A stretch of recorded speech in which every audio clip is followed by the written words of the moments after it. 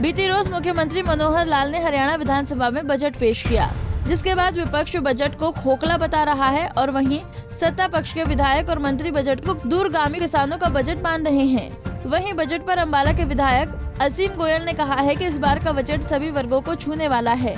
अंबाला में 100 बेड का अस्पताल और दिव्यांग देखभाल गृह का निर्माण किया जाएगा। इस बजट को अगर गहराई से बजट का अवलोकन करेंगे, जिस प्रकार से मेरी फसल मेरा ब्यौरा, किसानों के मानधन की बात है, किसानों की बीमा योजनाओं की बात है, डाइवर्सिफिकेशन की बात है, मेरा पानी मेरा विरासत की बात है, जिस प्रकार अगर हम वो पूरी योजनाओं की स्टडी करें, उन योजनाओं के नाते सरकार से लाभ लेने लगें, निश्चित रूप से जो है हमारे किसान भाइयों की आमदनी दुगनी होगी। और हमें लेकिन अपने लिए उसके लिए बहुत सी चीज़ें, कुछ परिवर्तन अपने अंदर भी करने पड़ेंगे। अब हम खाली गेहूं और धान की फसल के ऊपर जो है निर्भर नहीं रह सकते, हमें भी अपने अंदर परिवर्तन लाना होगा। निश्चित रूप से उनकी आय के अंदर पॉजिटिव साइड में परिवर्तन होगा। असीम गोयल ने कहा है कि सरकार ने हरियाणा में कई जगह IMT लगाने के लिए 1000 करोड़ का बजट रखा है, तो वहीं नेता प्रतिपक्ष भूपेंद्र हुड्डा द्वारा बजट को सिर्फ भाषण करार देने पर विधायक असीम गोयल ने कहा कि विपक्ष का तो काम भी नुक्ताचीनी करने वाला होता है, जिसे भूपेंद्र हुड्डा अच्छी तरह निभा रहे हैं। विपक्ष का केवल एक ही काम होता है, नुक्ताचीनी करना, और वो अपनी भूमिका को ठीक तरीके से निभा रहे हैं।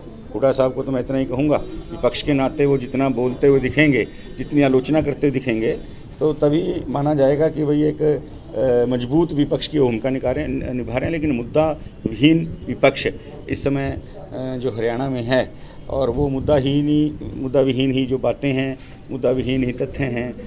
ठीक है, उन्होंने अपनी कुछ तो रिएक्शन देनी है, तो विपक्ष के नाते वो अपनी भूमिका निभा रहे हैं, और पक्ष के नाते हम हरियाणा को एक नए पंख देने का काम कर रहे हैं। इनेलो नेता अभय चौटाला ने विधानसभा में अंबाला में घोटाला होने के आरोप लगाए थे, जिस पर जवाब देते हुए असीम गोयल ने कहा था कि उनकी पार्टी वेंटिलेटर पर है, जिसमें अभय चौटाला सांस भरने की कोशिश कर रहे हैं।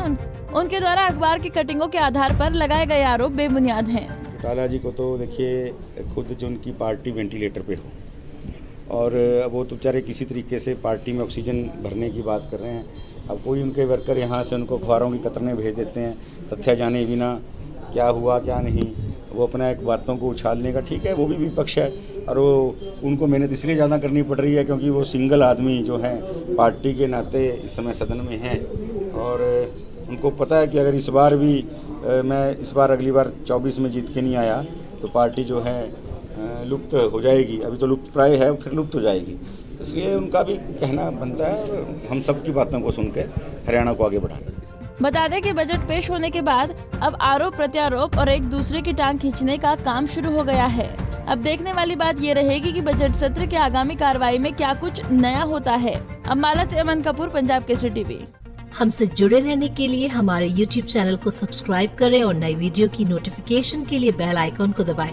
अगर आप ये वीडियो Facebook पर देख रहे हैं तो लाइक जरूर करें और ज्यादा से ज्यादा शेयर करें। धन्यवाद।